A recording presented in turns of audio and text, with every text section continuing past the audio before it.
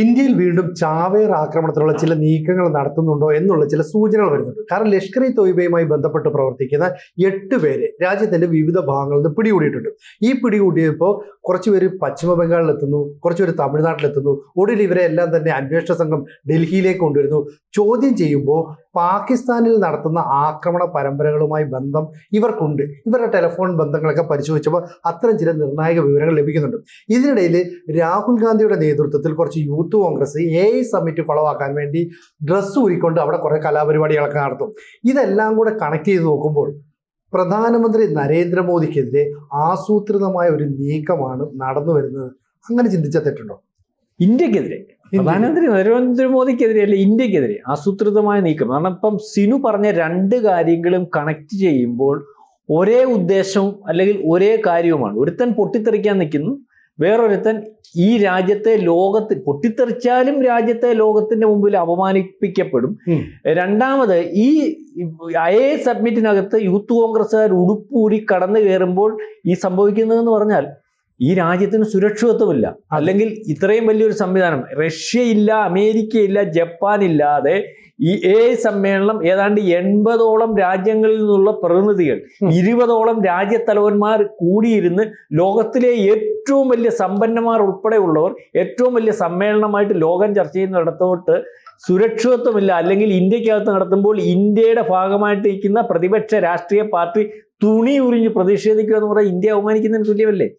ഇതേപോലെ തന്നെയുള്ള കാര്യമല്ലേ IS ഭീകരരെ കഴിഞ്ഞ ദിവസം പിടിച്ചതിനകത്തുനിന്ന് വരുന്ന വാർത്ത എന്ന് പറഞ്ഞാൽ കഴിഞ്ഞ 6-ാം തീയതി ഒരു പള്ളിയിൽ, അല്ലെങ്കിൽ ഷിയ പള്ളിയിലാണ്, സുന്നി പള്ളിയിലാണ്, ഷിയ പള്ളിയിലാണെന്ന് തോന്നുന്നു, പൊട്ടിത്തെറി നടക്കുന്നു. ഈ പൊട്ടിത്തെറിയുടെ പിറകിൽ ഈ അഫ്ഗാനിസ്ഥാനാണ് അല്ലെങ്കിൽ ഇന്ത്യയാണെന്ന് പറഞ്ഞുകൊണ്ടാണ് കഴിഞ്ഞ ദിവസം അഫ്ഗാനിസ്ഥാനിലേക്ക് ഭീകര താവളങ്ങൾ അല്ലെങ്കിൽ അഫ്ഗാനിസ്ഥാനിലെ തീവ്ര TTP താലിബാന്റെ ഉൾപ്പെടെയുള്ളവരുടെ സങ്കേതങ്ങളിലേക്കാണ് ആക്രമിച്ചതെന്ന് പറഞ്ഞുകൊണ്ട് അവർ പറയുന്നവരുടെ നിരപരാധികളെയാണ് ആക്രമിച്ചതെന്ന്. അതിനൊപ്പം ഇന്ത്യയിൽ സീരിയൽ ബോംബ് ബ്ലാസ്റ്റിംഗ് വേണ്ടി ശ്രമിക്കുന്നു.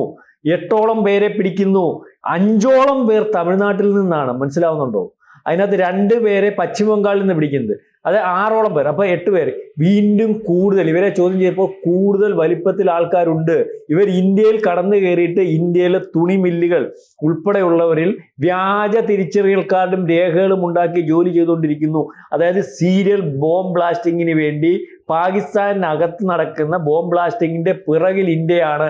അതുകൊണ്ട് ഇവിടെ സീരിയലായിട്ടുള്ള ബോംബ് ബ്ലാസ്റ്റിങ്ങിന് വേണ്ടി ഈ ഭീകരന്മാർ, IS ബന്ധമുള്ള ഭീകരന്മാർ, ഈ IS ബന്ധമുണ്ടെങ്കിലും ലഷ്കർ തോയ്ബയാണ് ഈ സീരിയൽസ് ആയിട്ടുള്ള ബോംബ് ബ്ലാസ്റ്റിങ്ങിന് വേണ്ടി പദ്ധതി തയ്യാറാക്കിയിരിക്കുന്നത് എന്നുള്ള രീതിയിലേക്കാണ് വരുന്നത്. അപ്പം സൈന്യത്തെ ഇറക്കിയിരിക്കുകയാണ്. കാരണം പ്രധാനപ്പെട്ട അമ്പലങ്ങൾ, പ്രധാനപ്പെട്ട വ്യവസായ സ്ഥാപനങ്ങൾ, പ്രധാനപ്പെട്ട ഓഫീസുകൾ, ഡൽഹി മൊത്തം സൈന്യം വളഞ്ഞിരിക്കുകയാണ്. അതായത് എല്ലാ ഏജൻസികളും വളരെ കൃത്യമായിട്ട് കൂട്ടമായിട്ട് ബോംബ് ബ്ലാസ്റ്റിനും നടക്കാൻ സാധ്യതയുള്ളതും ആളുകൾ കൂടുതൽ തങ്ങുന്ന സാധ്യതയുള്ളിടത്തും എല്ലാം കൃത്യമായ നിരീക്ഷണവും അല്ലെങ്കിൽ പദ്ധതി തയ്യാറാക്കി അന്വേഷണവും നടന്നുകൊണ്ടിരിക്കുന്ന ഒരവസ്ഥയാണ്. അപ്പം ഈ രീതിയിൽ കഴിഞ്ഞ ദിവസം നരേന്ദ്രമോദി പറഞ്ഞു, നാണം കെട്ടവന്മാർ, തുണി ഉരിഞ്ഞല്ല കോൺഗ്രസ് എന്ന് പറയുന്നത്, തുണി ഉരിഞ്ഞ് ഇപ്പോൾ കാണിച്ചെങ്കിലും തുണിയില്ലാതെ നിൽക്കുന്ന അവസ്ഥയാണ്.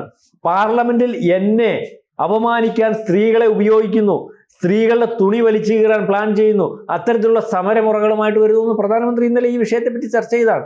അതായത് നമ്മൾ ഈ പറയുമ്പോൾ 2 പദ്ധതിയും, ഒന്ന് രാജ്യത്തിന്റെ ശത്രുക്കൾ വെളിയിൽ നിന്ന് രാജ്യത്തെ തകർക്കുന്നതിന് വേണ്ടി ബോംബ് ബ്ലാസ്റ്റിൽ കൂടി സുരക്ഷിതമല്ലാത്ത ഒരു ഇന്ത്യയാണ്, അല്ലെങ്കിൽ ഇത്തരത്തിൽ കാര്യങ്ങൾ ഓപ്പറേറ്റ് ചെയ്ത് ഇന്ത്യയെ നശിപ്പിക്കാൻ ശ്രമിക്കുമ്പോൾ ഇതേപോലെ തന്നെ ഇപ്പൊ ഇന്നലെ പ്രതിപക്ഷ പാർട്ടികളൊക്കെ ഈ വിഷയത്തിനകത്ത്, ബോംബ് ബ്ലാസ്റ്റിന്റെ വിഷയത്തിനകത്ത് അല്ല, ഈ പറഞ്ഞ കഴിഞ്ഞ ദിവസത്തെ പ്രതിഷേധത്തിനകത്ത് രാഹുൽ ഗാന്ധി ഉൾപ്പെടെ അല്ലെങ്കിൽ കോൺഗ്രസിനെ ഉൾപ്പെടെ തള്ളി പറഞ്ഞിട്ടുണ്ട്. നമ്മുടെ YSR കോൺഗ്രസിന്റെ അല്ലെങ്കിൽ അഖിലേഷ് യാദവ് മറ്റു പലരും. കാരണം ഇതൊന്നും അംഗീകരിച്ചു തരാൻ പറ്റത്തില്ല. ഇതൊന്നുമല്ല പ്രതിഷേധം.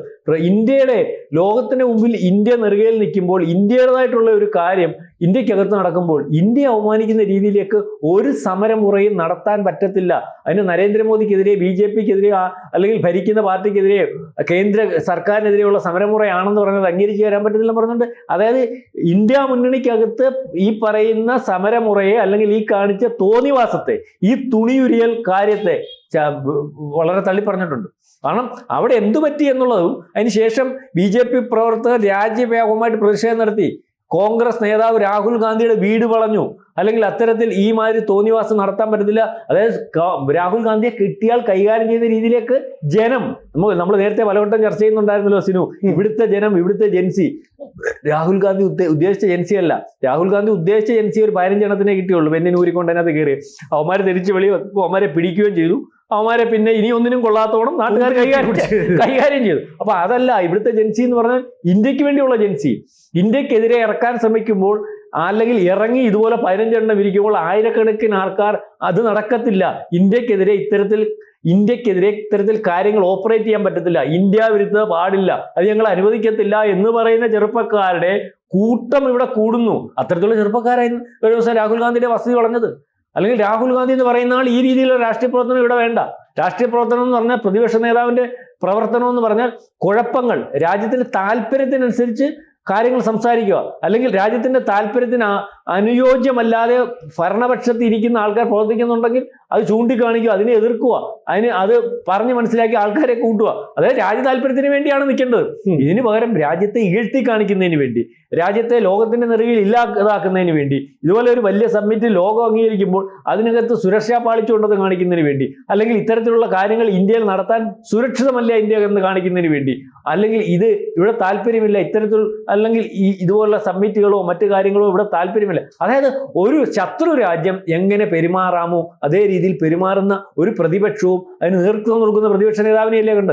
ഇത് പാർലമെന്റിൽ ഓപ്പറേറ്റ് ചെയ്തുകൊണ്ടല്ലേ ഈ രീതിയിൽ കാര്യങ്ങൾ ഇതുപോലെ ഒരു സമ്മിറ്റും അല്ലെങ്കിൽ ഇന്ത്യക്കെതിരെ ഓപ്പറേറ്റ് ചെയ്യണമെന്ന് യൂത്ത് കോൺഗ്രസിന്റെ വിചാരം വന്നത്. യൂത്ത് കോൺഗ്രസ്സുകാർ 15 പേര് കൂടി ഒരു സുപ്രഭാതത്തിലൊക്കെ തീരുമാനിച്ചു ഒന്നുമല്ലല്ലോ. അല്ലെങ്കിൽ ഇതിങ്ങനെ നടത്താൻ പോകുകയെന്ന് അതിന്റെ അതോറിറ്റി എന്ന് പറയുമ്പോൾ അതിന്റെ നേതാക്കന്മാരെ അറിയിച്ചിട്ടുണ്ടാവുമല്ലോ. അപ്പൊ അത് നടത്തിക്കോളണം എന്ന് പറഞ്ഞിട്ടുണ്ടോ?